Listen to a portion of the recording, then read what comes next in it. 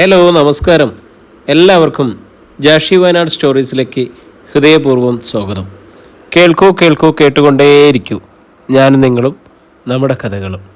അപ്പോൾ നമ്മൾ കേട്ടുകൊണ്ടിരിക്കുന്നത് വൈഗ IPS എന്ന ത്രില്ലിംഗ് സസ്പെൻസ് നോവലിൻ്റെ 11ാമത്തെ അധ്യായമാണ്.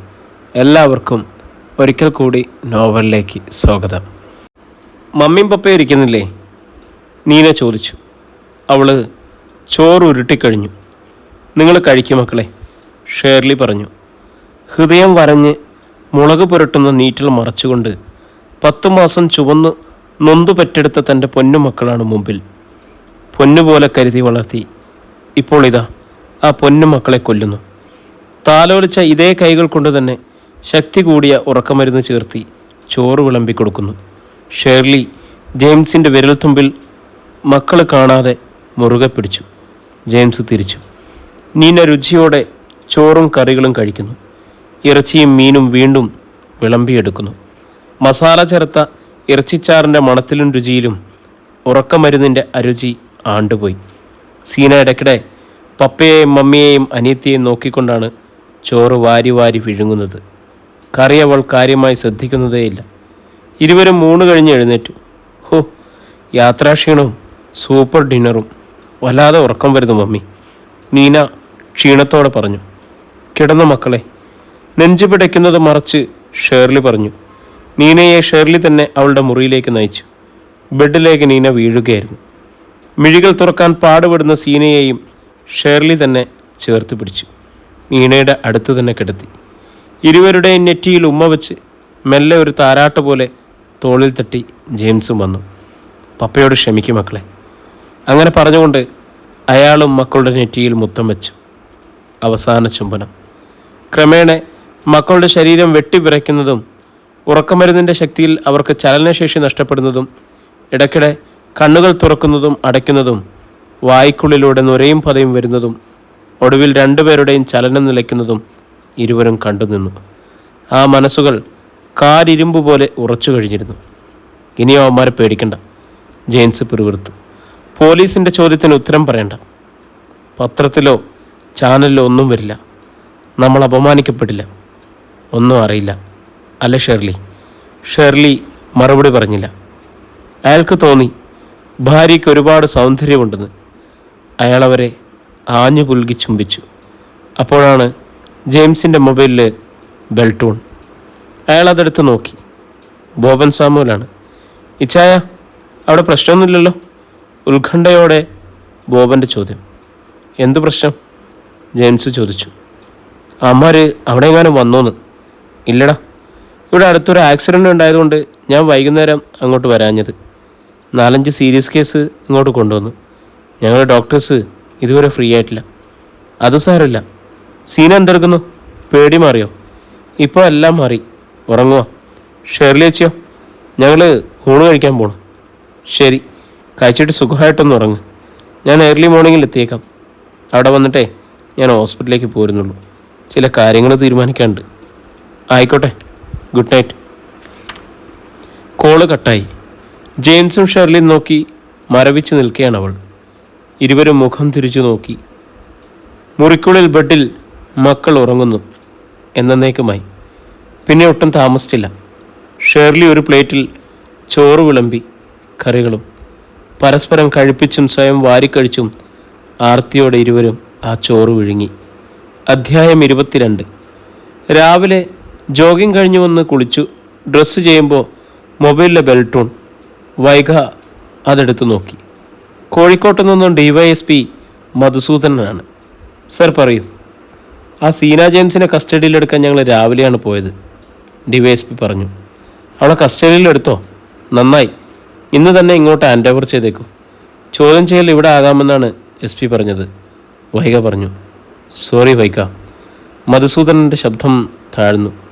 ഒരു സാഡ് ന്യൂസാണ് പറയാനുള്ളത്. സാഡ് ന്യൂസോ? അതെ, ഷീ ഈസ് നോ മോർ. എന്താ സാർ, എന്താണ് പറയുന്നത്? സത്യമാണ് വൈഗ. ആ കുട്ടി മാത്രമല്ല, ആ കുടുംബം മുഴുവൻ ഒരു കൂട്ട ആത്മഹത്യ.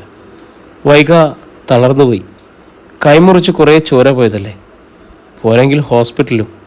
ഇന്നലെ കസ്റ്റഡിയിൽ എടുക്കണ്ട എന്ന് കരുതി ഞാനും ഗണേഷും ഇന്ന് രാവിലെയാണ് പോയത്. ചെല്ലുമ്പോഴേക്കും വീടിന് മുമ്പിൽ ആൾക്കൂട്ടം. വീടിന് മുമ്പിലോ? ആ കുട്ടി ഹോസ്പിറ്റലായിരുന്നില്ലേ? ഇന്നലെ വൈകുന്നേരം ആ ജെയിംസ് നിർബന്ധിച്ച് ഹോസ്പിറ്റലിൽ നിന്നും ഡിസ്ചാർജ് വാങ്ങി വീട്ടിലേക്ക് ആ കുട്ടിയെ കൂട്ടിക്കൊണ്ടുപോയി. പോലീസ് ഇനി മകളെ തേടി ഹോസ്പിറ്റലിൽ ചെല്ലുന്നതിന് അയാൾ ഭയപ്പെട്ടിരുന്നു അത്രേ. മധുസൂദനൻ പറഞ്ഞു. എല്ലാം പ്രീംപ്ലാൻഡ് ആയിരുന്നു മൈക. മരിക്കാൻ തീരുമാനിച്ചിട്ട് തന്നെയാണ് ചെയ്തത്. കോയമ്പത്തൂർ പഠിക്കുകയായിരുന്ന ഇളയ കുട്ടിയെ വിളിച്ചു വരുത്തിയിരുന്നു. 4 പേരും ഒരുമിച്ച് ഒരേ ബെഡിൽ കെട്ടിപ്പിടിച്ച നിലയിൽ കിടക്കുന്നു. വിഷം ചേർത്ത ആഹാരം ഒരുമിച്ച് അവർ കഴിച്ചതാണ്. ആ ഡോക്ടർ എന്തു പറയുന്നു? അയാളുടെ നില ആകെ കഷ്ടമാണ്. മധുസൂദനൻ തുറന്നു. അതിരാവിലെ അയാൾ എത്തിയതാണ്. ഹോസ്പിറ്റലിൽ പോകും മുമ്പ് ചേച്ചിയെയും കുടുംബത്തെയും കണ്ട് ആശ്വസിപ്പിക്കാൻ. എത്ര ബെല്ലടിച്ചിട്ടും തുറക്കാതെ വന്നപ്പോൾ അയാൾ ഫോണിലും മൊബൈലിലൊക്കെ മാറി മാറി വിളിച്ചു. ലാൻഡ് ഫോൺ ബെല്ലടിച്ച് നിന്നു. വീട്ടിനുള്ളിൽ 4 പേരുടെയും മൊബൈലിൽ ശബ്ദിച്ചപ്പോൾ അയാൾ ഭയന്നു. അയൽക്കാരെ കൂട്ടി വാതിൽ വെട്ടിപ്പൊളിക്കുകയായിരുന്നു. ഉള്ളിലെ രംഗം കണ്ടതോടെ അയാൾ തളർന്നു വീണു. വൈക കോള് കട്ടാക്കിയിട്ട് റൂമിലെ TV ഓൺ ചെയ്തു. വാർത്താ ചാനലിൽ ഫ്ലാഷ് ന്യൂസ് കണ്ടു. കോഴിക്കോട്ട് അച്ഛനും അമ്മയും 2 പെൺകുട്ടികളും ഉൾപ്പെടുന്ന കുടുംബത്തിൻ്റെ കൂട്ടാത്മഹത്യ. ആത്മഹത്യയ്ക്ക് കാരണം കടുത്ത സാമ്പത്തിക ബാധ്യത. Oh shit. Vaiga SP Wilson തോമസിനെ വിളിച്ചു. ആത്മഹത്യയ്ക്ക് കാരണം കടുത്ത സാമ്പത്തിക ബാധ്യത എന്നത് കള്ളമാണ് സാർ. അറിയാം വൈക, SP സമ്മതിച്ചു. പക്ഷെ നമുക്കിതിൽ എന്ത് ചെയ്യാൻ പറ്റും? പല കുടുംബങ്ങൾക്കും ഇങ്ങനെ സംഭവിക്കുന്നുണ്ട്. പുറത്തു പറയാൻ കൊള്ളാത്ത കാരണം കൊണ്ട് കൂട്ടാത്മഹത്യ ചെയ്താലും ഒരു കുറിപ്പെഴുതി വെക്കും. ഞങ്ങളുടെ മരണത്തിന് കാരണം കടബാധ്യതയാണെന്ന്. പ്രഥമ ദൃഷ്ട്യാ പോലീസ് അതേ കൺസിഡർ ചെയ്യും. മിക്ക ഫയലുകളും അതോടെ ക്ലോസ് ചെയ്യുകയും ചെയ്യും.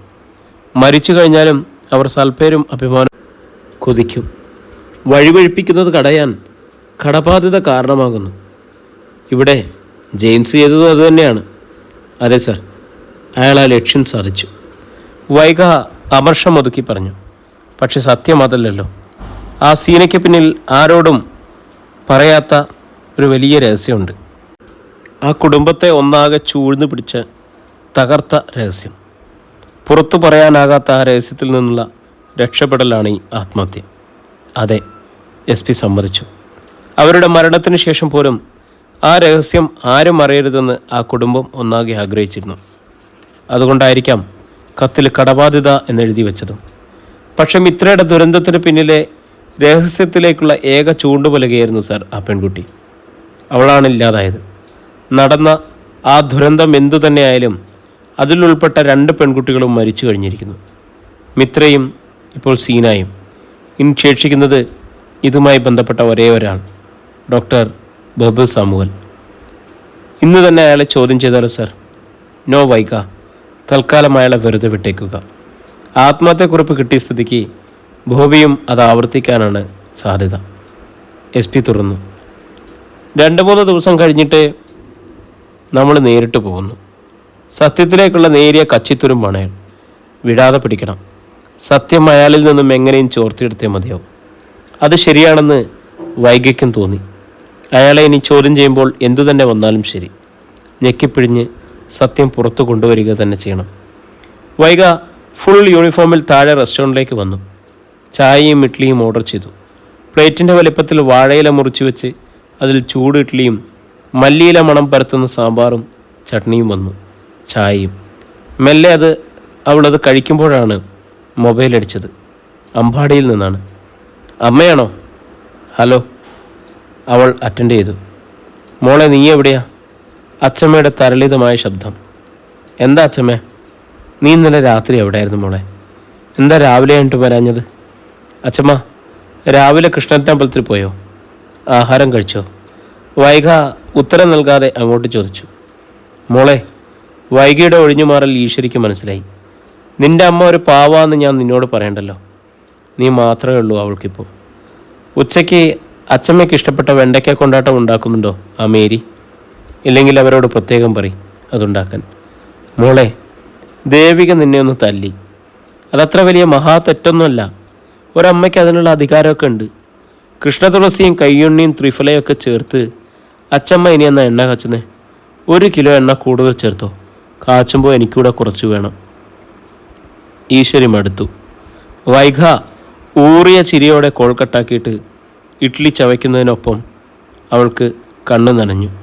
പിന്നെ തുളുമ്പിയും വരുന്നുണ്ടായിരുന്നു. പെട്ടെന്ന് അവൾ ടവൽ വലിച്ചെടുത്ത് കണ്ണും മുഖവും അമർത്തി തുറച്ചു. റെസ്റ്റോറൻറ്റിൽ വേറെയും ആൾക്കാരുണ്ട്. പോലീസ് ഓഫീസറാണ് താൻ. ഓപ്പണായി കരയാൻ അവകാശമില്ല. കരയരുത്.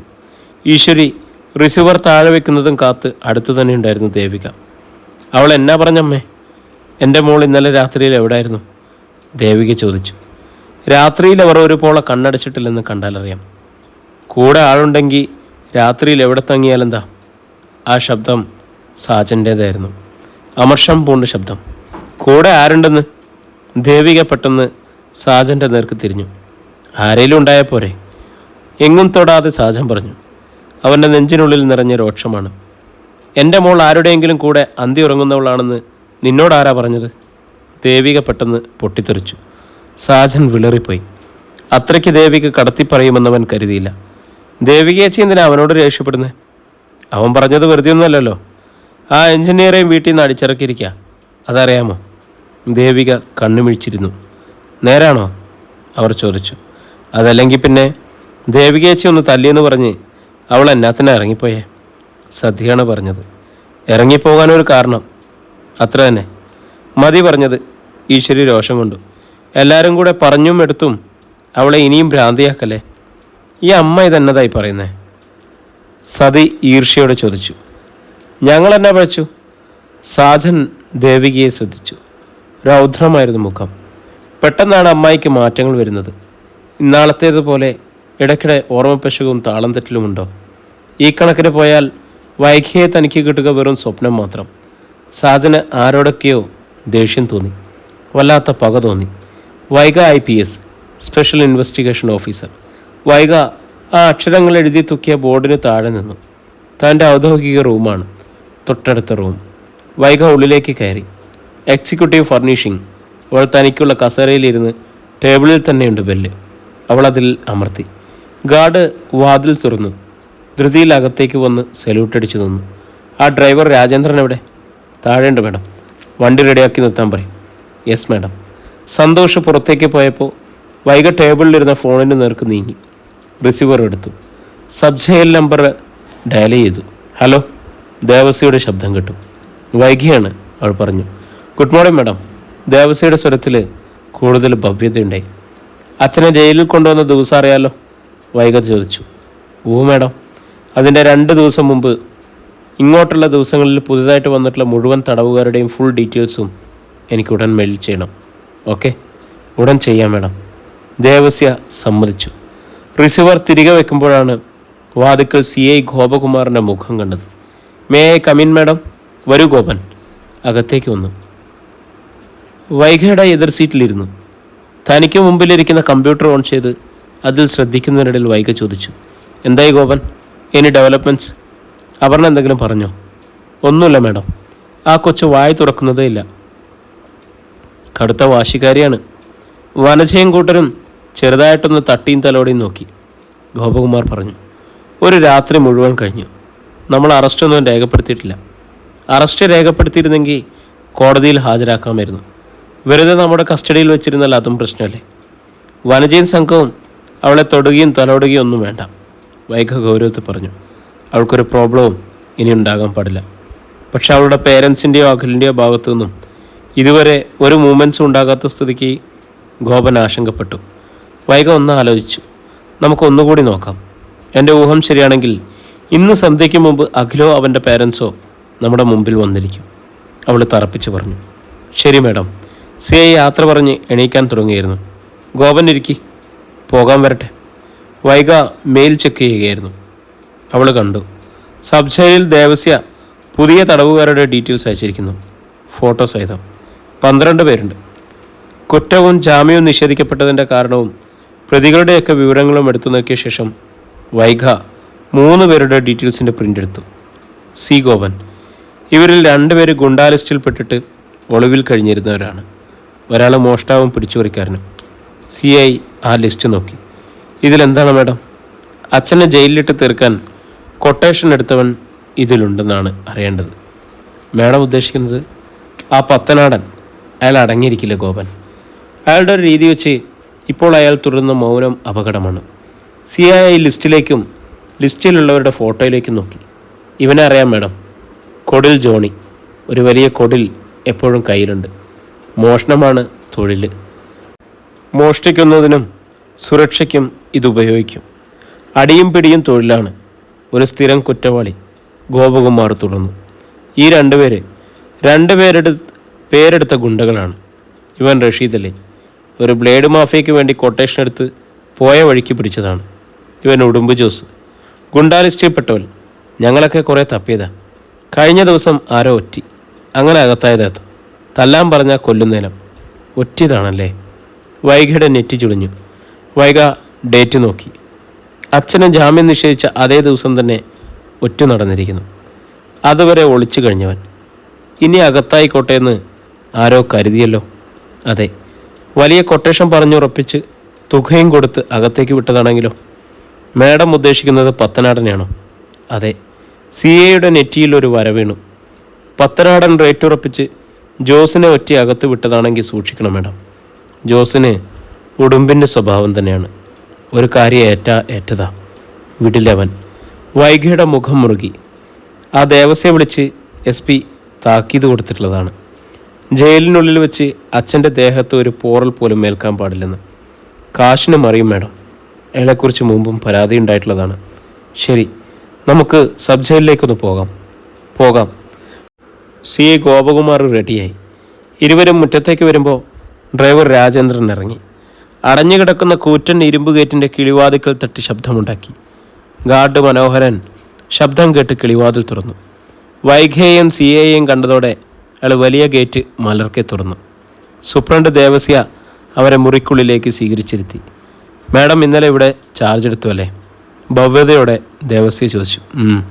വൈഗ മൂളി. മാഡം ചോദിച്ച ലിസ്റ്റ് ഞാൻ അയച്ചിരുന്നല്ലോ, കിട്ടിയില്ലേ? കിട്ടി. പിന്നെ ഡോക്ടറെ കാണാൻ വന്നതാവും അല്ലേ? അതെ, വൈഗ പറഞ്ഞു. അച്ഛനെയും കാണണം, ആ ഉടുമ്പ് ജോസിനെയും കാണണം. ഉടുമ്പിനെയോ? ദേവസ്യയുടെ നെറ്റി ഒളിഞ്ഞു. എന്താ മാഡം, എന്തെങ്കിലും പ്രശ്നം പറയാം. നിങ്ങൾ ആദ്യം അവനോട് വരാൻ പറയും, CA പറഞ്ഞു. ഉടുമ്പിനോട് വരാൻ പറയടാ. മനോഹരനെ നോക്കി ദേവസ്യ പറഞ്ഞു. മനോഹരൻ 5-ാം നമ്പർ സെല്ലിൻ്റെ കീയുമായി നീങ്ങി. ഇരുമ്പഴിയുടെ പൂട്ട് തുറക്കാൻ ശ്രമിക്കുന്ന മനോഹരൻ അകത്തു നടക്കുന്ന ഒരു കാഴ്ച കണ്ടു. സെല്ലിനുള്ളിൽ ഡോക്ടർ സത്യദാസിൻ്റെ നെഞ്ചിൽ കയറിയിരുന്ന് അയാളുടെ കഴുത്തിൽ കുത്തിപ്പിടിച്ചിരിക്കുന്ന ഉടുമ്പ് ജോസ്. ഡോക്ടർ ശ്വാസം കിട്ടാതെ പിടയ്ക്കുന്നു. ഡോക്ടറുടെ നെറ്റിയിൽ നിന്നും ചോര ഒലിക്കുന്നു. സെല്ലിലുള്ളവർ ഭീതിയോടെ നോക്കി നിൽക്കുന്നു.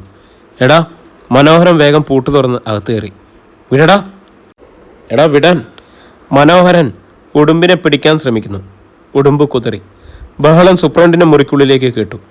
ദേവസ്യ പരിഭ്രാന്തിയോടെ ഇറങ്ങിയോടി. പിന്നാലെ വൈഗയും ഗോപകുമാറും. ഇരുവരും കണ്ടു. വാർഡന്മാർ പിടിച്ചു മാറ്റാൻ ശ്രമിച്ചിട്ടും കലികൊണ്ട കാട്ടുപോത്തിനെ പോലെ കുതിരിക്കൊണ്ട് ഡോക്ടറെ ചവിട്ടി ഉരുട്ടുന്ന ഉടുമ്പ് ജോസ്. തൻ്റെ അച്ഛനെയാണ് ഒരുവൻ കൺമുമ്പിലിട്ട് ചവിട്ടുന്നത്. വൈഗ ഒന്നും ചിന്തിച്ചില്ല. സെല്ലിനുള്ളിലേക്ക് ഒരു കുതിപ്പ്. ആദ്യം വൈഗ, പിന്നെ CA ഗോപകുമാർ, ഒടുവിൽ ദേവസ്യം വാർഡന്മാരും. ഇരുമ്പ് പോലുള്ള ശരീരമാണെങ്കിലും ഉടുമ്പ് വീണുപോയി.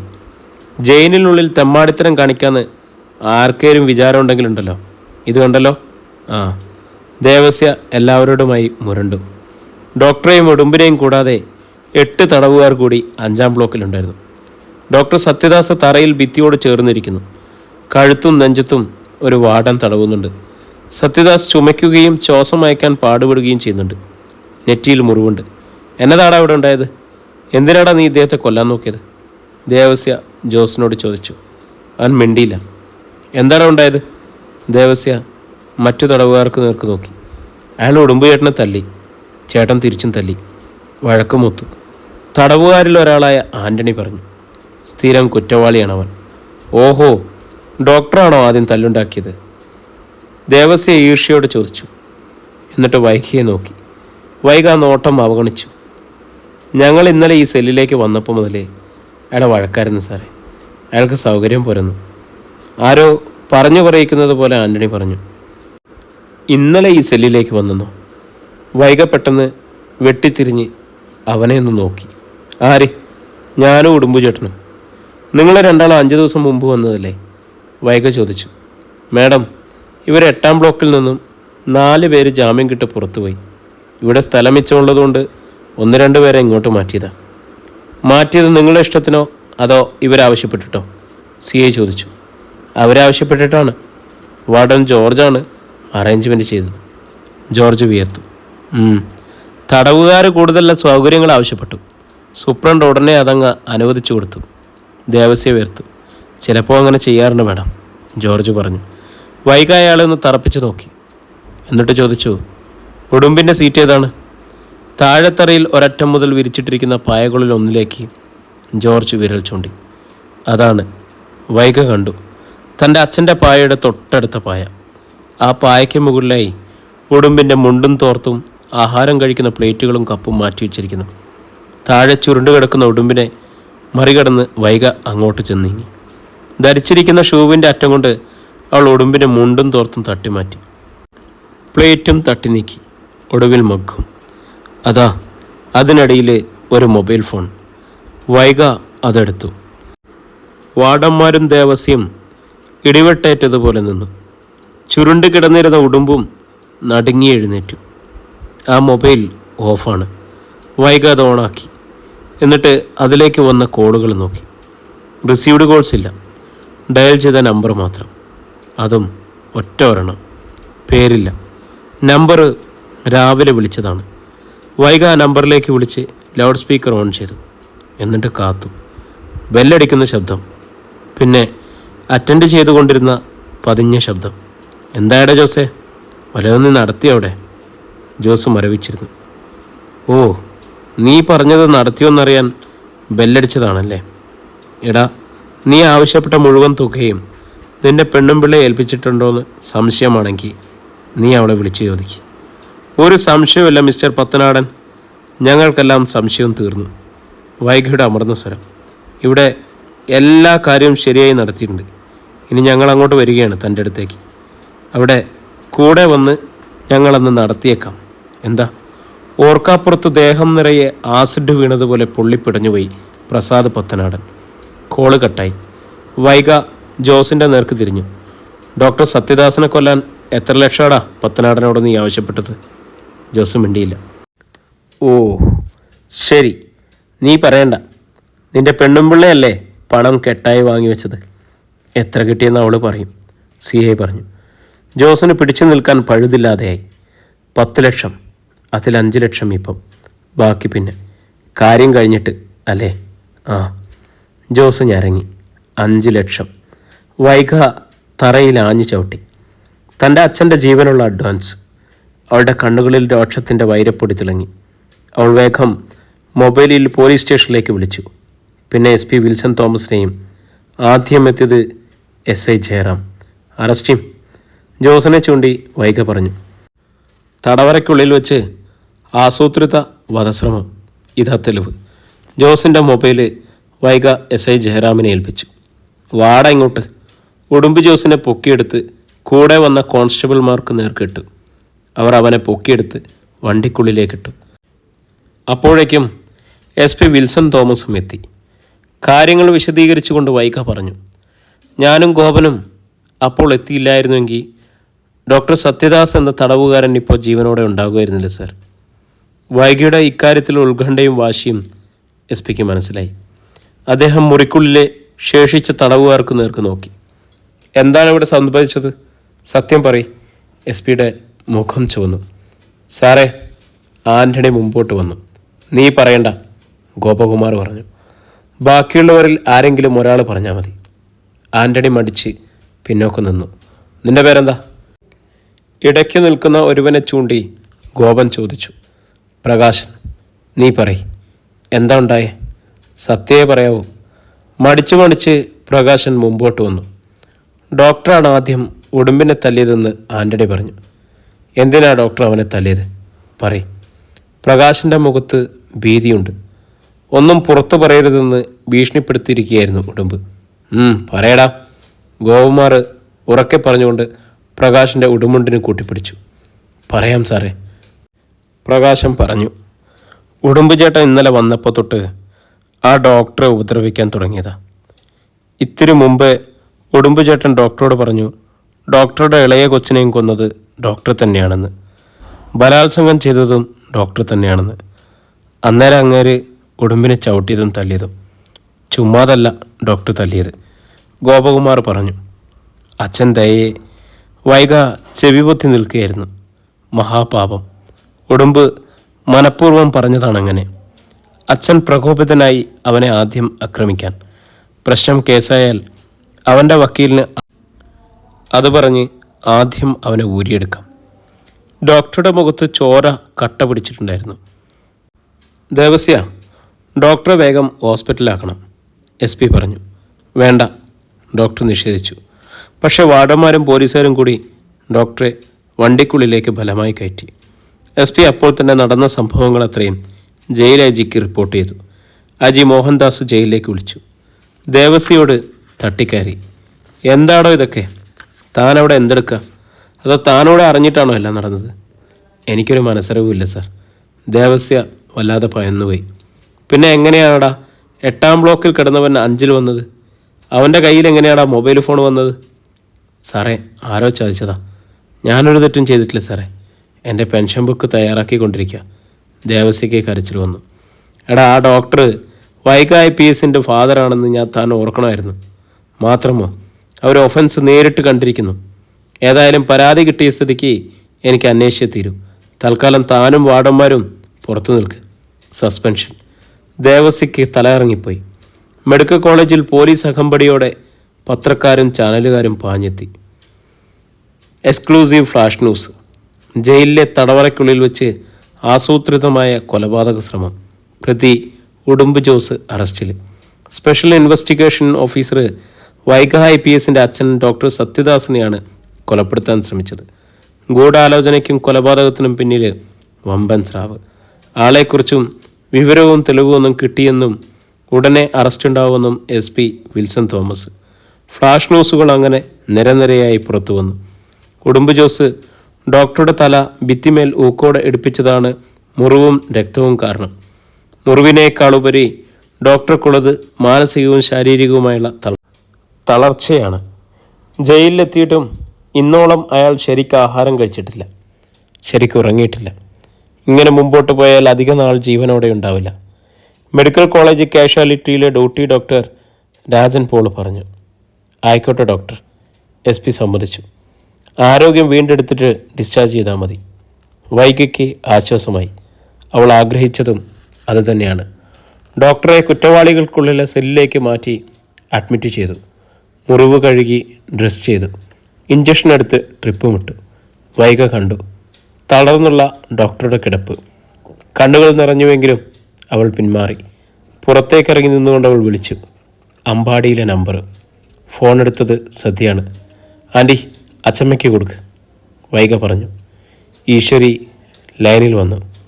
പൊന്നുമോളെ, എന്നതായി TV-യിലൊക്കെ പറയുന്നത്? എൻ്റെ മോനെന്നാ പറ്റി? നെഞ്ചുപൊട്ടുന്ന നൊമ്പരത്തോടെയാണ് അവർ ചോദിച്ചത്. അച്ഛന് അപകടമൊന്നുമില്ല, മെഡിക്കൽ കോളേജിലുണ്ട്. അച്ചമ്മയ്ക്ക് പോയി കാണാം.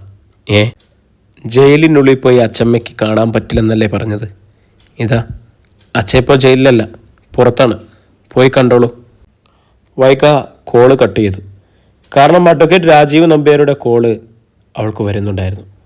രാജീവിൻ്റെ പേര് കണ്ടതോടെ ആ കോള് അവൾ അറ്റൻഡ് ചെയ്തു. എന്താണ് മാഡം, TV-യിൽ ന്യൂസ് കണ്ടല്ലോ? അഡ്വക്കേറ്റ് ചോദിച്ചു. സത്യമാണ്. ഏതാനും വാക്കുകളിൽ വൈഗ നടന്ന സംഭവം പറഞ്ഞു. എന്നിട്ട് കൂട്ടിച്ചേർത്തു, ഞാൻ വക്കീലിനെ വിളിക്കാനിരിക്കായിരുന്നു. എന്താ? വക്കീലിന് ഇനി ബെയിൽ ആപ്ലിക്കേഷൻ മൂവ് ചെയ്യാൻ എളുപ്പമല്ലേ? ഏത് ജഡ്ജിയും ജാമ്യം തരും. ഡോക്ടറുടെ ജീവന് ജയിലിൽ സുരക്ഷയില്ലെന്ന പോയിൻ്റല്ലേ? യെസ്. ഉർവശി ശാപം ഉപകാരം അല്ലേ? എനിക്കിപ്പോൾ തോന്നുന്നു ഈ വധശ്രമത്തിന് പിന്നിൽ വൈഗ IPS തന്നെയാണോന്ന്. പെട്ടെന്ന് ജാമ്യം ഒപ്പിച്ചെടുക്കാൻ. രാജീവ് ചിരിയോടെ ചിരി. വൈഗ വെറുതെ ഒന്ന് മൂടിയതേ ഉള്ളൂ. പുറത്തേക്ക് അവൾ നീങ്ങുമ്പോൾ ഹോസ്പിറ്റലിൻ്റെ മുറ്റത്ത് ഷിഫ്റ്റ് കാറിനുള്ളിൽ ഇരിക്കുന്നു കാർത്തിക് ചന്ദ്രൻ. വൈഗ അയാളുടെ അടുത്തേക്ക് ചെന്നു.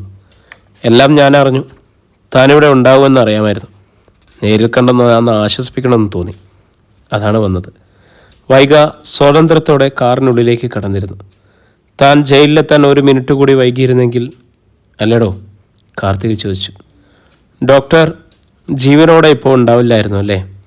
വൈഗ അത് കേട്ടതായി ഭാവിച്ചില്ല. പോകാം, അവൾ പറഞ്ഞു. എങ്ങോട്ട്? അവൻ അമ്പരന്നു. വില്ലയോ ഫ്ലാറ്റോ നോക്കണമെന്ന് പറഞ്ഞില്ലേ? താൻ തിരക്കിലല്ലേ? എൻ്റെ തിരക്ക് തീർന്നിട്ട് വില്ല നോക്കാൻ ടൈം കിട്ടില്ല. വൈഗ പറഞ്ഞു. ഇപ്പോൾ പോകാം. കാർത്തികിന് താമസിക്കണ്ടേ ഉടനെ? വേണം. എങ്കിലും വിട്ടോ. കാർത്തികിന് സന്തോഷമായി. അവൻ ഏജൻറ്റിനെ വിളിച്ച് വിവരമറിയിച്ചു. എന്നിട്ട് കാറ് വിട്ടു. ആദ്യം കണ്ടത് ഒരു വില്ലയാണ്. 25 വില്ലകൾ ചേർന്ന ഒരു വലിയ പ്രൊജക്റ്റ്. 10 പൂർത്തിയായതുണ്ട്. അതിൽ ആൾ താമസമുണ്ട്. 2 ഫിനിഷിങ്ങിലാണ്. കാർത്തികും വൈഖയും അത് കണ്ടു. 2 ബെഡ്റൂം ഉൾപ്പെടെ എല്ലാ സൗകര്യങ്ങളും ഉണ്ട്. Full furnished. വില 35 ലക്ഷം രൂപ. ഒരു ഫ്ലാറ്റ് കൂടിയുണ്ട്, അതുകൂടെ കാണാം. റിയൽ എസ്റ്റേറ്റ് ഏജൻറ്റായ ചെറിയാച്ചൻ പറഞ്ഞു. ആറ്റുതീരത്താണത്. നല്ല സ്ഥലം. ഇരുവരും അയാളുടെ കൂടെ പുതിയ അപ്പാർട്ട്മെൻറ്റിലേക്ക് പോയി. അപ്പാർട്ട്മെൻറ്റിൻ്റെ പിന്നിലൂടെ പുഴ ഒഴുകുന്നു. 2 ബെഡ്റൂം ഫ്ലാറ്റ്, 7ാം നിലയിൽ, ഫുൾ ഫർണിഷ്ഡ്. 30 ലക്ഷം രൂപ വില. താനെന്ത് പറയുന്നു? കാർത്തിക് ചോദിച്ചു. വില്ലയോ ഇതോ നല്ലത്? ഇതാണ് നല്ലത്. ഫ്രണ്ട് ഓപ്പൺ വരാന്തയിൽ നിന്നാൽ താഴെ റോഡ് കാണാം. രാവിലെ കിഴക്കുതിക്കുന്ന സൂര്യനെ കാണാം. ബൈക്കിൽ വൈകുന്നേരം നിന്നാൽ അസ്തമയ സൂര്യനെ കാണാം. പുഴ കാണാം. പുഴയിൽ നിന്നും തണുത്ത കാറ്റ് കിട്ടും. വൈഗ പറഞ്ഞു. ഇത് മതി. കാർത്തിക് ചെറിയാച്ചനോട് പറഞ്ഞു. രജിസ്ട്രേഷനുള്ള ഏർപ്പാട് ചെയ്തോ? നാളെ തന്നെ കാര്യം നടക്കണം. ഇത്ര ധൃതിയോ? വൈഗ ചോദിച്ചു. അതേടോ, പാല് കാച്ചിലും നാളെ തന്നെ താനാണത് ചെയ്യേണ്ടത്. ഞാനോ? അതേടോ, നമ്മുടെ വീടാണിത്, നമ്മുടെ ലോകമാണ്.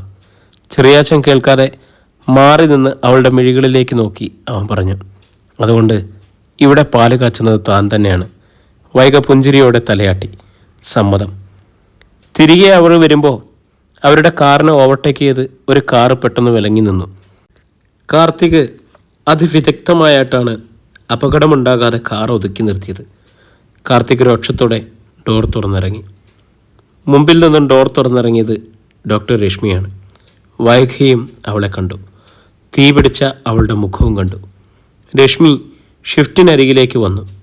പുറത്തിറങ്ങി കാർത്തികിനെ അവഗണിച്ച് അവൾ കാറിനുള്ളിലേക്ക് നോക്കി. വൈഖയുടെ മുഖത്തേക്ക്. 2-4 ദിവസം കൂടി ഇവളെയും കൊണ്ട് നിങ്ങൾ ചുറ്റിയടിച്ച് നടന്നു. I don't care. ബട്ട് നിങ്ങൾ താലി കെട്ടുന്നത് എന്നെ ആയിരിക്കും. രശ്മി വൈഖയെ നോക്കി പരിഹസിച്ചു. രശ്മി, കാർത്തിക് രോക്ഷത്തോടെ പറഞ്ഞു. Mind your words. ഞാൻ പറയാൻ തന്നെയാണ് നിങ്ങൾ ഹോസ്പിറ്റലിൽ നിന്നും ഇവളെ കൊണ്ടിറങ്ങിയത് മുതൽ ഞാൻ ഫോളോ ചെയ്തത്. രശ്മി കാർത്തികേയൻ്റെ നേരെ തിരിഞ്ഞു. ഒരാക്രമണം പോലെ തന്നെ. രശ്മി, സ്വയം വിഡ്ഢിയാകണ്ട. നോ, എനിക്കിത് സഹിക്കാൻ പറ്റുന്നില്ല. നിങ്ങൾ എൻ്റേതാണ്. രശ്മി വൈഖയുടെ നേർക്ക് വിരൽ ചൂണ്ടി തറപ്പിച്ച് പറഞ്ഞു. ഇവളുടേതല്ല. നിന്നോട് ഞാനെല്ലാം തുറന്നു പറഞ്ഞതാണ്. നിന്റെ അമ്മ വന്ന ആലോചനയിൽ നിന്നും പിന്മാറുന്നു എന്ന് പറഞ്ഞു കഴിഞ്ഞു. അമ്മ പിന്മാറിയത് എന്നോട് ചോദിച്ചിട്ടല്ല. ഞാൻ പിന്മാറിയിട്ടില്ല. എനിക്ക് ഒറ്റ മനസ്സേ ഉള്ളൂ, ഒറ്റ തീരുമാനമേ ഉള്ളൂ. അതിന് മാറ്റില്ല. രശ്മി, നീ കാർത്തിക് പറയാനാഞ്ഞു. ഇങ്ങോട്ടൊന്നും പറയണ്ട. ഞാൻ പറയുന്നത് അങ്ങോട്ട് കേട്ടാൽ മതി. രശ്മിയുടെ മുഖം ചൊലിച്ചു. ഈ രശ്മിക്കൊരു വിവാഹമുണ്ടെങ്കിൽ അത് നിങ്ങളുമായിട്ടായിരിക്കും. ഞാൻ പന്തലിട്ട് കാത്തിരിക്കും. നിങ്ങൾ വരണം. വന്നേ തീരൂ.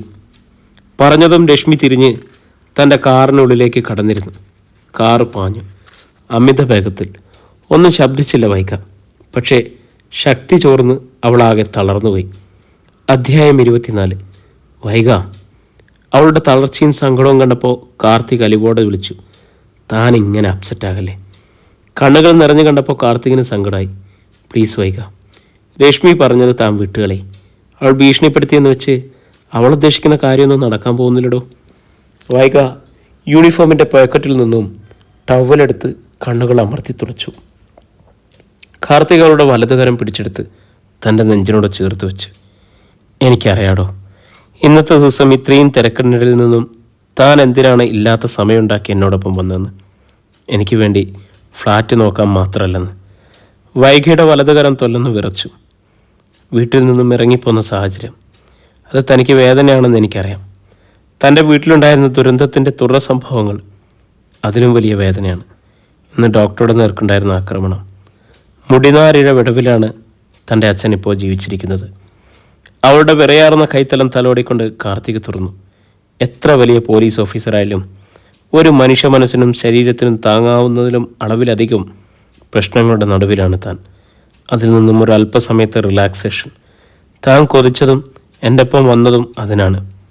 എനിക്കതറിയാമല്ലോ. പക്ഷേ കാർത്തിക് അമർഷത്തോടെ പറഞ്ഞു. രശ്മിയെല്ലാം തകർത്തു. വൈഗ അതേപടിയിരുന്നു. താൻ എന്താ ഒന്നും മിണ്ടാത്തത്? കാർത്തിക് ചോദിച്ചു. മറക്കാൻ മറുജന്മം വേണമെന്ന് പറഞ്ഞിട്ട്. വൈഗ വേദനയോടെ അവനെ നോക്കി. എന്നിട്ട് തൻ്റെ കരം പിൻവലിച്ചു. പതിയെ പറഞ്ഞു, വണ്ടി വിട്. കാർത്തിക് വണ്ടി സ്റ്റാർട്ട് ചെയ്തു. വളരെ സാവധാനം. എൻ്റെ അക്കാദമിക് വർഷങ്ങൾ, വൈഗ മെല്ലെ പറഞ്ഞു തുടങ്ങി. IPS ട്രെയിനിങ്ങിനിടയിൽ പോലും പ്രേമാഭ്യർത്ഥനയും വിവാഹാഭ്യർത്ഥനയുമൊക്കെയായി എന്നെ പലരും സമീപിച്ചിട്ടുണ്ട്. ചിരിയായിരുന്നു ഞാനിതിനൊക്കെ കൊടുത്ത മറുപടി. എൻ്റെ അച്ഛൻ എനിക്കായി ചൂണ്ടിക്കാട്ടുന്ന ഒരാൾ, അതാരായാലും മതി. അച്ഛൻ 100% പെർഫെക്റ്റായ ഒരാളെ മാത്രമേ എനിക്കായി കണ്ടെത്തുമെന്ന് ഞാൻ ഉറച്ചു വിശ്വസിച്ചിരുന്നു. ഡ്രൈവിങ്ങിനിടയിൽ കാർത്തിക് കേൾക്കുകയായിരുന്നു. കാർത്തികിൻ്റെ പ്രപ്പോസൽ അച്ഛൻ എന്നോട് പറയുമ്പോൾ ഞാൻ ഒരുപാട് സന്തോഷിച്ചു. അച്ഛൻ കണ്ടെത്തിയ ആളെ കാണാതെ തന്നെ ഞാൻ ഇഷ്ടപ്പെട്ടു. മനസ്സിൽ ഈ രൂപം എന്തെന്നറിയാതിരുന്നിട്ടും ഞാൻ താലോലിച്ചു. അച്ഛൻ, അമ്മ, അച്ഛമ്മ, അനിയത്തിമാർ എല്ലാവരും ഒരുമിച്ച് നിന്ന് നടത്തുന്ന വിവാഹം, എല്ലാവരും ചേർന്നുള്ള ആഹ്ലാദം, അതൊക്കെ എൻ്റെ മനസ്സിൽ ചിത്രങ്ങളായിരുന്നു. താൻ എന്തിനാ ഇതൊക്കെ ഇപ്പോൾ പറയുന്നത്? കാർത്തിക് ചോദിച്ചു. എൻ്റെ മനസ്സിൽ കുത്തിയ ആ നല്ല ചിത്രങ്ങളൊക്കെ മാഞ്ഞു പോയിരിക്കുന്നു. ശേഷിച്ചത് ഒന്നേ ഒന്ന് മാത്രം കാർത്തിക്. ഇപ്പോൾ അതും മായികയാണ്. എന്താ പറഞ്ഞത്? കാർത്തിക് വണ്ടി വഴിയോരം ചേർത്ത് ചവിട്ടി നിർത്തി. ഞാനാണ് ഈ ലോകത്ത് എല്ലാം തികഞ്ഞ ഏറ്റവും വലിയ ഭാഗ്യവതി എന്ന് അഭിമാനിച്ചിരുന്നു. അല്ല, അഹങ്കരിച്ചിരുന്നു. പക്ഷേ എല്ലാ ഭാഗ്യങ്ങളും ചോർന്നു പോകുന്നത് തടയാനാകാതെ കൺമുമ്പിൽ ഞാൻ കാണുന്നുണ്ട്. നെഞ്ചു പൊട്ടിപ്പിളരുന്ന വേദനയോടെ. വൈഗ കാറിൻ്റെ ഡോർ തുറന്നിറങ്ങി. വൈഗ പ്ലീസ്. കാർത്തിക് ഡോർ തുറന്ന് പുറത്തിറങ്ങി. ഒപ്പം വന്നു. അമ്പരപ്പോടെ അവൾക്ക് മുമ്പിൽ നിന്നു. താൻ എന്താണ് ഈ പറയുന്നത്? എനിക്ക് കാർത്തികിനെ മറക്കാൻ വയ്യ, മറുജന്മത്തിലും. സത്യമാണ് എന്ന് കരുതി കാർത്തികിനെ വിട്ടുകിട്ടാൻ വേണ്ടി മറ്റൊരു ജീവിതം ഇല്ലാതാക്കാൻ എനിക്ക് വയ്യാഞ്ഞിട്ടാ കാർത്തിക്. രശ്മിയെ ഞാൻ എൻ്റെ മിത്രയായിട്ടോ ദയയായിട്ടോ ഒക്കെയാണ് കാണുന്നത്. അവരുടെ രണ്ടാളിൻ്റെയും നഷ്ടം എൻ്റെ നെഞ്ചിലെ നീറുന്ന കനലാണ്. എൻ്റെ അമ്മയുടെ നെഞ്ചിലെ നെരിപ്പോടാണ്. എൻ്റെ അമ്മയുടെ നെഞ്ചിലെ നെരിപ്പോട് രശ്മിയുടെ അമ്മയുടെ നെഞ്ചിലേക്കും പകരണ്ട. അത്രയേ ഉള്ളൂ. കാർത്തിക് എന്നോട് ക്ഷമിക്കണം. സംസാരിക്കുന്നതിനിടയിൽ തന്നെ വൈഗ ആദ്യം അതുവഴി വന്ന ഓട്ടോറിക്ഷയ്ക്ക് കൈ കാണിച്ചു നിർത്തി. യാത്ര പോലും പറയാതെ അതിനുള്ളിലേക്ക് കയറിയിരുന്നു. പോകാം, അവൾ ഡ്രൈവറോട് പറഞ്ഞു. ഓട്ടോറിക്ഷ നീങ്ങി. കാർത്തിക് വഴിയോരത്ത് സ്തംഭിച്ചു നിന്നു. അവളെ യാത്ര പറഞ്ഞ് പിരിഞ്ഞു പോയിട്ടും ഒരിക്കലും പിരിയാനാകാത്തത്ര സങ്കടത്തോടെ. ദേവിക അടുക്കളയിൽ കയറി ഒരു പൊതിച്ചോറെടുക്കുമ്പോഴേക്കും ഈശ്വരി റെഡിയായി കഴിഞ്ഞിരുന്നു. വൈകിയോ സാജനോ വീട്ടിലില്ലാതിരുന്നത് കൊണ്ട് ഒരു ടാക്സി വരുത്തി. ഇറങ്ങുമ്പോൾ ഈശ്വരി പെൺമക്കളോട് ചോദിച്ചു, നിങ്ങൾ രണ്ടാളും വരുന്നില്ലല്ലോ? നിങ്ങൾ പോയിട്ട് വാമേ, ഞങ്ങളത് കഴിഞ്ഞ് പോയിക്കോളാം. സാവിത്രി പറഞ്ഞു. ശരി, നിങ്ങളുടെ ഇഷ്ടം. ഈശ്വരി കാറിനുള്ളിലേക്ക് കടന്നിരുന്നു. ഒരു ബിഗ് ഷോപ്പറിനുള്ളിൽ ചോറ് പൊതിയും പലഹാരങ്ങളും ചുക്കുകളും ഒക്കെ എടുത്ത് ദേവികയും കയറി. മെഡിക്കൽ കോളേജിലേക്ക് പോവുകയാണവർ. ജയിലിൽ നിന്നും ഹോസ്പിറ്റലിലേക്ക് മാറ്റിയ ഡോക്ടർ സത്യദാസിനെ കാണാൻ. ടാക്സി ഗേറ്റ് കടന്നുപോയി. സതി തിരിഞ്ഞ് വാതിലടക്കാൻ ഒരുങ്ങുമ്പോഴാണ് സാജൻ്റെ കാറ് ഗേറ്റ് കടന്നു വന്നത്. മുറ്റത്ത് കാർ നിർത്തിയിട്ട് സാജൻ ഒരു തീജ്വാല പോലെ ഇറങ്ങി. ഡോർ ആഞ്ഞടച്ചു. റോക്കറ്റ് പോലെ അകത്തേക്ക് കയറി. സതിയെയും സാവിത്രിയെയും കണ്ടിട്ടും ഒട്ടും ശ്രദ്ധിക്കാതെ താൻ ഉപയോഗിക്കുന്ന മുറിക്കുള്ളിലേക്ക് പാഞ്ഞു കയറി. ഇവനിതെന്നെ പറ്റി? സതി ചോദിച്ചു. സത്യേട്ടനെ കാണാൻ മെഡിക്കൽ കോളേജിലേക്ക് പോയതായിരുന്നല്ലോ ഇവൻ. ഇത്ര കലിതുള്ളാൻ മാത്രം അവിടെ എന്തുണ്ടായി? സാവിത്രി ചോദിച്ചു. വാ, നമുക്ക് ചോദിക്കാം, സാവി ചേച്ചി. സതി സാവിത്രിയെയും കൂട്ടി സാജൻ കയറി റൂമിലേക്ക് ചെന്നു. സാജൻ തൻ്റെ ബ്രീഫ് കേസിലേക്ക് അവൻ്റെ ഡ്രസ്സുകളും മറ്റും വാരി വലിച്ചിട്ട് പൂട്ടാനൊരുങ്ങിയായിരുന്നു. ഇതെന്നാ പറ്റിയടാ, നീ ഇതെവിടെ പോവുക? സാവിത്രി അന്താളിച്ചു. എനിക്കൊരു വീടുണ്ട്, എനിക്കൊരു കടയുണ്ട്, ഞാൻ അങ്ങോട്ട് പോവുക. സാജൻ അമർഷത്തോടെ പറഞ്ഞു. അതെന്നാ പറച്ചിലാടാ, ഇപ്പോഴിങ്ങനെ കലിതുള്ളി പോകാൻ മാത്രം ഇവിടെ എന്തുണ്ടായി? സതി ചോദിച്ചു. ഞാൻ എന്തിനാ ഇങ്ങോട്ട് എല്ലാം ഉപേക്ഷിച്ചിട്ട് വന്നത്? നമ്മളെന്തിനാ ഇവിടെ നിൽക്കുന്നേ? അത് നടക്കില്ല, അത്ര തന്നെ. വൈകയുടെ നിൻ്റെ വിവാഹം അതല്ലേ? അതെ, അത് നടക്കില്ലെന്നാണ് പറഞ്ഞത്. ഇതിങ്ങനെ പറയാൻ ഇപ്പോൾ എന്തുണ്ടായടാ?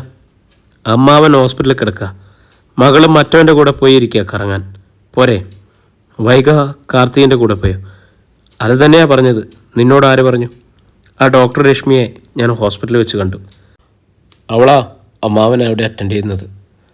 കാർത്തികൻ അവൻ്റെ അച്ഛൻ കല്യാണം ഉറപ്പിച്ച പെണ്ണോ? അതെ. അവളെന്നാ പറഞ്ഞു? പറഞ്ഞതിപ്പോൾ മുഴുവൻ അറിയണോ? സാജൻ അരിശൻ തിളച്ചു. അമ്മയ്ക്ക് എടുക്കാൻ വല്ലതും ഉണ്ടെങ്കിൽ വേഗം എടുക്ക്, ഞാനിറങ്ങാം. എൻ്റെ കൂടെ വരുന്നെങ്കിൽ ഇപ്പം ഇറങ്ങിക്കോ. സാവിത്രി നിസ്സഹായായി. മനസ്സിൽ കണ്ടതൊക്കെ പൊട്ടിപ്പിളർന്നു പോകുന്നു. സാജ, സതി ആലോചനയോടെ വിളിച്ചു. അവൻ മിണ്ടിയില്ല. അരിശത്തോടെ തന്നെ നിന്നു. എടാ മോനെ. സതി സാജൻ്റെ മുഖം പിടിച്ച് തനിക്ക് നേരെ തിരിച്ചു. എന്നിട്ട് സ്നേഹത്തോടെ പറഞ്ഞു, നിനക്ക് വൈകിയോട് അത്രയ്ക്ക് ഇഷ്ടമാണോടോ? ചത്തുപോയ കൊച്ചിൻ്റെ ജാതകം ഇനി എന്തിനാ ആൻറ്റി വായിക്കുന്നത്? സാജൻ സങ്കടവും നിരാശയും കടിച്ചു പിടിച്ചു. കൊച്ചു ചത്തില്ലെങ്കിൽ ജാതകം വായിക്കണ്ടേ? സതി ചോദിച്ചു. സാജൻ സതിക്ക് നേരെ തിരിഞ്ഞു. കൊച്ചു ചാകാതെ നമുക്ക് നോക്കാന്നേ. ആൻറ്റി ഇതെന്താണ് ഈ പറയുന്നത്? എടാ, ഇത്തിരി പഴയ തന്ത്രമാണ്. പക പോക്കാൻ പലരും ചെയ്യുന്ന തറപ്പണി. പക്ഷേ ഇവിടെ അത് പ്രയോഗിച്ചാലേ നമ്മൾ ലക്ഷ്യത്തിലെത്തും, സതി പറഞ്ഞു. നീ എന്നതാടി പറയുന്നത്? സാവിത്രി ചോദിച്ചു. വെടക്കാക്കി തനിക്കാക്കുക എന്ന് സാവിച്ചേച്ചി കേട്ടില്ലേ? എന്ന് വെച്ചാൽ അവൾക്കൊരു പേരുദോഷം ഉണ്ടായെന്ന് വെക്കുക. പിന്നെ അവളെ ആര് കിട്ടും? നിലവിൽ ഈ കുടുംബത്തിനുണ്ടായ പേരുദോഷം കൊണ്ടല്ലേ ആ മജിസ്ട്രേറ്റ് ആലോചനയിൽ നിന്നും പിന്മാറിയത്, സാവിത്രി പറഞ്ഞു. മജിസ്ട്രേറ്റേ മാറിയിട്ടുള്ളൂ, മകൻ പിന്മാറിയിട്ടില്ല. മകനെ മാറ്റാൻ ഒറ്റ വഴിയുള്ളൂ. പേരുദോഷം വൈകിക്ക് തന്നെ ഉണ്ടാവണം. അത് നീ ചെയ്തേ പറ്റൂ. സാജൻ അന്താളിച്ചു. ആൻറ്റി എന്താണ് ഈ പറയുന്നത്? സാവിത്രിയുടെ മുഖവും ചുളിഞ്ഞു. നീ എന്നതാടി ഈ പറഞ്ഞത്? എൻ്റെ മോൻ അവളെ ആക്രമിച്ച് ബലാത്സംഗം ചെയ്യാനോ? അയ്യടാ, ആക്രമിച്ച് ബലാത്സംഗം ചെയ്യാൻ അങ്ങോട്ട് ചെന്നാൽ മതി. അവൾ ഒന്നാം തരം പോലീസുകാരാ. കൈ നിവർത്തി ഒറ്റ എണ്ണം തന്നാൽ ഇവൻ ചുരുണ്ടുപോകും, സതി പറഞ്ഞു. പിന്നെ എന്നാടി, ഉറക്ക ഗുളിക കൊടുത്ത് ഉറക്കിയിട്ട് ചെയ്യാനോ? സാവിത്രി ചോദിച്ചു. ഛേ, ഈ സാവിച്ചേച്ചിക്ക് ഇതേ പറയാനുള്ളൂ. പിന്നെ എന്നതാടി അവളെ പൂട്ടാനുള്ള തറപ്പണി? ഔദ്യോഗികമായിട്ട് വേണം അവൾക്കിട്ട് പണിയെടുക്കാൻ, സതി ആലോചനയോടെ പറഞ്ഞു. സ്വന്തം അച്ഛനെപ്പോലും അറസ്റ്റ് ചെയ്ത മകൾ എന്ന നിലയിൽ അവളുടെ കരിയർഗ്രാഫ് വല്ലാണ്ട് ഉയർന്നിരിക്കുകയാണ്. കണ്ടില്ലേ, കേസ് അന്വേഷണത്തിന് അവളെ സ്പെഷ്യൽ ഓഫീസറായി നിയമിച്ചത്. അത് ശരിയാ. ഇന്ന് തക്ക സമയത്ത് ജയിലിൽ സത്യേട്ടൻ്റെ വധശ്രമം കൂടെ പരാജയപ്പെടുത്തിയതോടെ അവൾ ഗോപുരമുകളിലേക്ക് കയറി നിൽക്കുകയാണ്. ചാനലിൽ ഫ്ലാഷ് ന്യൂസിൽ പറഞ്ഞത് കേട്ടോ, വൈഗ IPSൻ്റെ സമയോചിതമായ ഇടപെടൽ കൊണ്ട് ഒരു വലിയ ദുരന്തം ഒഴിവായെന്ന്. ശരിയാ, സാവിത്രി സമ്മതിച്ചു. അവളെ ആ ഗോപുരമുകളിൽ നിന്ന് വേണം തള്ളി താഴെയിടാൻ. കൂടുതൽ ഉയരത്തിന്ന് വീഴുമ്പോൾ കൂടുതൽ തകർച്ചയെന്ന് നീ കേട്ടിട്ടില്ലേ? ആ, സാജൻ മൂളി. അവളെ വലിയ കേസന്വേഷണക്കാരിയല്ലേ? നമുക്കവളെ ഒരു കേസിലങ്ങ് തള്ളിയിട്ടേക്കണം. പിന്നെ പൊങ്ങി എഴുന്നേൽക്കരുത്. കേസിലൊക്കെ പെടുത്തുക എന്ന് വെച്ചാൽ അത് വേണോ ആൻറ്റി? സാജൻ്റെ മുഖം ചുളിഞ്ഞു. എത്രയായാലും വൈകിയെ സാജൻ സ്നേഹിച്ചു പോയില്ലേ? ഇപ്പോഴും സ്നേഹിക്കുന്നുണ്ട്. ആ സ്ഥിതിക്ക് അവളെ എങ്ങനെ ഉപദ്രവിക്കും? സാജൻ്റെ വിഷമം അതാണെന്ന് സതി മനസ്സിലാക്കി. അവളൊരു ചൂണ്ടയിട്ടു. വേണ്ടെങ്കിൽ വേണ്ട, ഞാൻ നിൻ്റെ സങ്കടം കണ്ടിട്ട് പറഞ്ഞതേ ഉള്ളൂ. ആ, ഇനിയിപ്പോൾ ഒന്നും വേണ്ട. നീ പെട്ടിപ്പൂട്ടിയെടുത്തതല്ലേ? അമ്മയും കൂട്ടി വേഗം കൊച്ചിക്ക് വിട്ടോ. അവളെ ആൺപിള്ളേർ കൊണ്ടുപോയിക്കോട്ടെ. സാജൻ അമ്മയെ നോക്കി, സാവിത്രി മകനെയും. ഇരുവരും പോയില്ല. സതിക്കറിയായിരുന്നു അവർ പോകില്ല എന്ന്. അവൾ ഊറിച്ചിരിച്ചു. അവരെ വാശി കയറ്റി മുമ്പോട്ടിറക്കിയാലേ തൻ്റെ കാര്യം സാധിക്കൂ. അത് പക്ഷേ ഇവർ ആരും അറിയാനും പാടില്ല. ഞാനെന്താ വേണ്ടത്? എന്തും ചെയ്യാനും ഞാൻ റെഡിയാ, സാജൻ പറഞ്ഞു. ഇനി തോറ്റു പിന്നോട്ടില്ല, അവൻ തീരുമാനിച്ചു കഴിഞ്ഞു. എന്ത് തറപ്പണി ചെയ്തിട്ടാലും ശരി, വൈകിയെ ഇനി ഒരുത്തിനും വിട്ടുകൊടുക്കില്ല. ആൻറ്റി പറയ്. സാജന് ആവേശമായി. സതിക്ക് ആവേശം ഇഷ്ടമായി. കാർത്തികിനെ അകറ്റാനും വൈകിയെ അടിയോടെ കടപുഴകി എറിയാനുമുള്ള ആ ദുരന്ത നാടകത്തിൻ്റെ അണിയറ റിഹേഴ്സൽ സതി ഭംഗിയായിട്ട് ആടിത്തീർത്തു. മെഡിക്കൽ കോളേജ് ഹോസ്പിറ്റലിൻ്റെ പോലീസ് സെല്ലിന് മുമ്പിൽ ഈശ്വരിയും ദേവകിയും ചെല്ലുമ്പോൾ കാവൽ നിന്നിരുന്ന മാത്യു അവരെ തടഞ്ഞു. ആരാ? എന്താണ് ഇവിടെ കാര്യം? ഞാൻ സത്യദാസിൻ്റെ അമ്മയാണ്, ഈശ്വരി പറഞ്ഞു. ഇതെൻ്റെ ഭാര്യ ദേവികയാണ്. വൈക വിളിച്ചു പറഞ്ഞിട്ട് ആഹാരം കൊണ്ടുവന്നതാ. ശരി, ഞാൻ പറഞ്ഞിട്ട് വരാം. ഇരുമ്പഴിയിട്ട വാതിൽ തുറന്ന് മാത്യു അകത്തേക്ക് പോയി. കണ്ണുകളടച്ച് കിടക്കുകയായിരുന്നു സത്യദാസ്. മാത്യു അയാളുടെ തോളിൽ തട്ടി വിളിച്ചു. നിങ്ങളെ കാണാൻ അമ്മയും ഭാര്യയും വന്നിട്ടുണ്ട്, പുറത്തു നിൽക്കുന്നു. എനിക്കാരെയും കാണണ്ട, സത്യദാസ് പറഞ്ഞു. മാത്യു തിരിച്ചു വന്നു.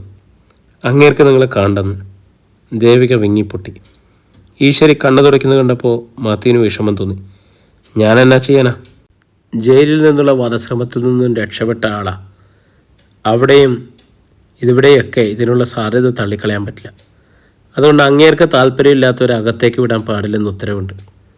ഞങ്ങൾ ചോറും പലഹാരവും ഒക്കെ കൊണ്ടുവന്നിട്ടുണ്ട്. ഇതെങ്കിലും കൊടുത്തിരുന്നെങ്കിൽ. കണ്ണീര് തുടച്ച് ദേവിക കയ്യിലിരുന്ന് ബിഗ് ഷോപ്പർ നീട്ടിപ്പിടിച്ചു. എന്താ പ്രശ്നം? പെട്ടെന്നാണ് ഡോക്ടർ രശ്മി അങ്ങോട്ട് വന്നത്. കൂടെ ഒരു ട്രേയിൽ മരുന്നുകളുമായി ഒരു സിസ്റ്ററുണ്ട്. രശ്മിയുടെ യൂണിറ്റിനാണ് പോലീസ് സെല്ലിൻ്റെ ചാർജ്. മാഡം, അങ്ങേരുടെ ഭാര്യ അമ്മയായവർ. പക്ഷേ ഇവരെ കാണണ്ടെന്ന് അങ്ങേര് പറയുന്നത്. ഞാനെന്നാ ചെയ്യാനാ? മാത്യു കൈമലർത്തി. രശ്മി ദേവികയെയും ഈശ്വരയെയും ശ്രദ്ധയോടെ നോക്കി. ഡോക്ടർ സത്യദാസിൻ്റെ ഭാര്യ അമ്മയും, അതായത് തൻ്റെ ശത്രു വൈഗയുടെ അമ്മയും മുത്തശ്ശിയും. അല്പം മുമ്പ് വൈഗയുടെ കസിൻ സാജനെ കണ്ടതും സംസാരിച്ചതും ഓർത്ത് രശ്മി ഉള്ളിൽ ചിരിച്ചു. അവൻ കടുത്ത ഡോസ് തന്നെ കൊടുത്തിട്ടുണ്ട്. അയാളുമായിട്ടാണല്ലോ വിവാഹം തീരുമാനിച്ചിരുന്നത്. അതേ നടക്കാവൂ, അത് നടക്കണം. പക്ഷെ അത് നടന്നാലും അവൾ സുഖമായിട്ട് ജീവിക്കരുത്. സാജൻ എന്നും അവളെ സംശയിക്കുകയും ഉപദ്രവിക്കുകയും വേണം. തൻ്റെ വീട്ടിൽ വന്ന് തന്നെയും തൻ്റെ പാവം അമ്മയെയും രാത്രിയിൽ അറസ്റ്റ് ചെയ്ത് ലോക്കപ്പിലിട്ടതും ഈ ജന്മം തനിക്ക് മറക്കാനാവില്ല. പക്ഷേ ആ ഭാവം മറച്ച് ഒരു നല്ല ഡോക്ടറായി അവർ ഈശ്വരിയെയും ദേവികയെയും സെല്ലിൻ്റെ ഉള്ളിലേക്ക് ക്ഷണിച്ചു. വരൂ. ഈശ്വരിയും ദേവികയും രശ്മിയോടൊപ്പം ഉള്ളിലേക്ക് കയറി. രശ്മി സത്യദാസിനെ പരിശോധിക്കുകയും ഇഞ്ചക്ഷൻ നൽകുകയും ചെയ്തു. എന്നിട്ട് സ്റ്റെതസ്കോപ്പ് വെച്ച് പരിശോധിച്ചു. കൈത്തണ്ടയിൽ സ്റ്റെതസ്കോപ്പ് വെച്ച് നാഡിമിടിപ്പ് നോക്കി. ആഹാരം തീരെ കഴിക്കുന്നില്ല അല്ലേ? രശ്മി അതീവ സ്നേഹത്തോടെ ചോദിച്ചു. ഡോക്ടർ മുഖം തിരിച്ചു. ഇനി എങ്ങനെ കഴിക്കാതിരുന്നാൽ പറ്റില്ല, രശ്മി കർശനമായി പറഞ്ഞു. വീട്ടിൽ നിന്ന് ആൻറ്റിയും മുത്തശ്ശിയും നല്ല ആഹാരം കൊണ്ടുവന്നിട്ടുണ്ട്. അത് കഴിക്കണം. കഴിച്ചില്ലെങ്കിൽ ഞാൻ ചീഫിനോട് റിപ്പോർട്ട് ചെയ്യും. രശ്മിയുടെ യൂണിറ്റ് ചീഫ് ഡോക്ടറാണ് ജയമോഹൻ. നിർബന്ധിച്ച് ആഹാരം കഴിപ്പിക്കണം കേട്ടോ. ഹെൽത്ത് തീരെ വീക്കാണ്, രശ്മി ദേവികയോട് പറഞ്ഞു. ഈശ്വരയുടെ തോളത്തൊന്ന് തലോടിക്കൊണ്ടവൾ തുറന്നു. മുത്തശ്ശി മകനെ ഓർത്ത് വിഷമിക്കണ്ട, ഞാൻ നോക്കിക്കോളാം കേട്ടോ. എന്നെ സ്വന്തം മകളായി കരുതിക്കൊള്ളൂ. ഈശ്വരി കൈകൂപ്പി. രശ്മി പുഞ്ചിരിയോടെ പുറത്തേക്ക് പോയി. നല്ലൊരു പെങ്കൊച്ച്, നല്ല ഐശ്വര്യം, എന്തൊരു സ്നേഹവും വിനയവും, ഈശ്വരി പറഞ്ഞു. ദേവിക സത്യദാസിൻ്റെ അടുത്തേക്ക് നീങ്ങി. സത്യദാസ് എഴുന്നേറ്റിരിക്കുകയാണ്. നെറ്റിയിലെ മുറിവ് സ്റ്റിച്ചിട്ട് ബാൻഡേജ് ചെയ്തിരിക്കുന്നു. മുഖത്തെ ക്ഷീണം അധികരിച്ചിരിക്കുന്നു. ദേവിക ബിഗ് ഷോപ്പറിൽ നിന്നും ചോറുപതി എടുത്തഴിക്കുകയായിരുന്നു. ഒന്നാന്തരം കുത്തരിച്ചോറ്, തീയൽ, മെഴുക്ക് പുരട്ടി, മോര് കൂട്ടാൻ, ആറ്റുമീൻ വറുത്തത്. വീട്ടിലെ ആഹാരത്തിൻ്റെ മണം സത്യദാസിൻ്റെ മൂക്കിലൂടെ ഹൃദയത്തിൻ്റെ ഉള്ളറ വരെ എത്തി. അയാളെ കൊതിപ്പിച്ചു. നാവിൽ വെള്ളം മുറി. പക്ഷെ വലതു കൈയിലെ ഞരമ്പിനാണ് ട്രിപ്പിട്ടിരിക്കുന്നത്. എങ്ങനെ കഴിക്കും? അയാളുടെ ദീനനോട്ടം കണ്ടപ്പോൾ ദേവിക ഒട്ടും മടിച്ചില്ല. ചോറും കറിയും കൂടി കുഴച്ച്, എന്നിട്ട് അത് വാരിയെടുത്ത് സത്യദാസ് അറിയാതെ വായി തുറന്നു. ദേവിക ആ ചോറ് അയാളുടെ വായിലേക്ക് വെച്ച് കൊടുത്തു. മിഴിനീരിൻ്റെ ഉപ്പുരസം കൂടി ചേർത്ത് സത്യദാസ് ചോറ് വിഴുങ്ങി. കരയുകയാണ് അയാൾ. നിശബ്ദമായി കരയുകയാണ് ദേവികയും. ഒരു ഗ്ലാസ്സിലേക്ക് കുപ്പിയിൽ കൊണ്ടുവന്ന ചുക്കുവെള്ളം പകർന്ന് നീട്ടിക്കൊണ്ട് ഈശ്വരി വിങ്ങിപ്പൊട്ടിക്കരഞ്ഞു. ഞാനിനി എന്തെല്ലാം കാണണടാ എൻ്റെ മക്കളെ. രംഗം ശ്രദ്ധിച്ച് മാത്യു വാതുക്കൽ നിന്നും കുറച്ച് മാറി നിന്നു. അകത്തെ കാഴ്ച അത്രയ്ക്കും ഹൃദയം പിളർക്കുന്നതായിരുന്നു അയാൾക്കും. ഓഫീസിലായിരുന്ന വൈഗ കമ്പ്യൂട്ടറിൽ ദയയുടെ കൊലപാതകത്തിൻ്റെ ഫയൽ എടുക്കുകയായിരുന്നു അവൾ. അപ്പോഴാണ് അനുവാദത്തിന് പോലും കാത്തു നിൽക്കാതെ CI ഗോപകുമാർ ഉള്ളിലേക്ക് കയറി വന്നത്. മാഡം, മീനച്ചരാറ്റിലൊരു പെൺകുട്ടിയുടെ ബോഡി പൊങ്ങിയിരിക്കുന്നു. കുറേ പഴക്കമുണ്ട്, വന്നപാടെ അയാൾ പറഞ്ഞു. വൈഗ നെറ്റി ചുളിച്ചു. മാഡം വന്നൊന്ന് ഐഡൻറ്റിഫൈ ചെയ്യണം. എന്ന് വെച്ചാൽ വൈഗയ്ക്ക് നെഞ്ചിടിപ്പേറിയതായി തോന്നി. അത് മിത്രയുടേതാണ് മാഡം. വൈഗ ഒന്ന് വെട്ടിവിറച്ചു. അധ്യായം 25. മിത്രയുടെ ബോഡിയോ? വൈഗ കണ്ണുകൾ മിഴിച്ചു. ആര് പറഞ്ഞു? ഗോപൻ പോയി കണ്ടോ? അവൾ ചോദിച്ചു. ഞാൻ കണ്ടില്ല മാഡം. പിന്നെങ്ങനെ മനസ്സിലായത് മിത്രയുടെ ബോഡിയാണെന്ന്? വൈഗ കിതയ്ക്കുകയായിരുന്നു. ഏറ്റുമാനൂർ സ്റ്റേഷൻ പരിധിയിലാണ് ബോഡി കണ്ടത്. പക്ഷെ പെൺകുട്ടികളെ കാണാതായ ഒരു കേസും നിലവിലില്ലായിരുന്നു. അതുകൊണ്ട് എല്ലാ സ്റ്റേഷനിലേക്കും അവർ മെസ്സേജ് വിട്ടു. ഗോപൻ പറഞ്ഞു, നമ്മുടെ സ്റ്റേഷൻ പരിധിയിലും ഈ ഒരൊറ്റ കേസേ ഇത്തരത്തിൽ റിപ്പോർട്ട് ചെയ്തിട്ടുള്ളൂ മാഡം. അതുകൊണ്ട് മിത്രയുടെ ഡീറ്റെയിൽസും ഫോട്ടോയും നമ്മൾ കൊടുത്തു. വൈഗയുടെ ഹൃദയം പിടച്ചു. ആറ്റിൽ കിടന്ന് അഴുകിയത് കൊണ്ട് ഫോട്ടോ വെച്ച് ബോഡി തിരിച്ചറിയാൻ ബുദ്ധിമുട്ടാണ്. എന്നാലും ബോഡിയുടെ അളവുകൾ ഏതാണ്ട് കറക്റ്റാണെന്നാണ് അവർ പറഞ്ഞത്.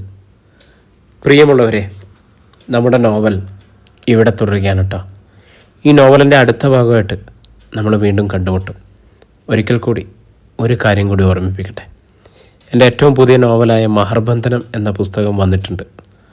ആർക്കെങ്കിലും വേണമെങ്കിൽ കമൻറ്റ് ബോക്സിൽ പറഞ്ഞോളൂ. ഞാൻ നമ്പർ തരുന്നതായിരിക്കും. നമ്പറിലേക്ക് അഡ്രസ്സ് അയച്ചു തരിക. നിങ്ങൾക്ക് ഉടനെ തന്നെ പുസ്തകം എത്തുന്നതായിരിക്കും. നിങ്ങളുടെയൊക്കെ ഇഷ്ടങ്ങൾ, സന്തോഷങ്ങൾ, അഭിപ്രായങ്ങൾ ഒക്കെ കമൻറ്റ് ബോക്സിൽ പങ്കുവെച്ചോളൂ. ലൈക്ക് ചെയ്യാൻ മറക്കരുത്. നിങ്ങളുടെ പ്രിയപ്പെട്ടവർക്ക് ഷെയർ ചെയ്ത് കൊടുക്കുക. നിങ്ങളുടെ അഭിപ്രായങ്ങളൊക്കെ അറിയാൻ കൊതിയോടെ ഞാൻ കാത്തിരിക്കും. വീണ്ടും നമ്മൾ നാളെ കണ്ടുമുട്ടുമെന്ന പ്രതീക്ഷയിൽ നിങ്ങളുടെ സ്വന്തം ജാഷി വയനാട്.